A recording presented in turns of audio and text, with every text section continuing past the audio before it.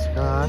अस्ति राति पुबु फाटक क्षेत्रमा गएको ठुलो पहिरोले जनजीवनमा गम्भीर असर पारेको छ। धेरै घरहरू, स्कुल, हेल्थ सेन्टर, गाडीहरू पूर्ण रूपमा क्षतिग्रस्त भएका छन् भने सडक आगमन पूर्ण रूपमा प्रभावित भएको छ।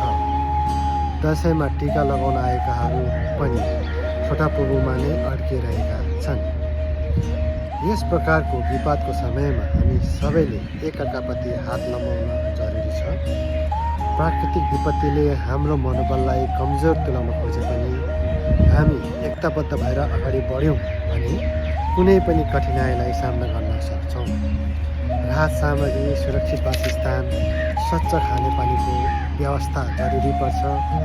जसरी एकै घरका सदस्यहरूले दुखाइमा एकअर्कालाई सम्हाल्छन्, त्यसरी नै हामी सबै एउटै परिवारका सदस्य हौँ। हामीलाई थाहा छ पीडित दाजुभाइ दिदीबहिनीहरूको घाउ शब्दहरूले मात्र भरिँदैन, तर हाम्रो सहयोग, हाम्रो समय, हाम्रो हात र हाम्रो माया तिनका लागि ठुलो मलहम बन्न सक्छ। यो कठिन घडी चाँडै टाढिनेछ, तर हामीले आज देखाएको एकता, सहयोग र मानवीय संवेदनाले आज उज्जवल भविष्यको बाटो खोल्नेछ। धन्यवाद।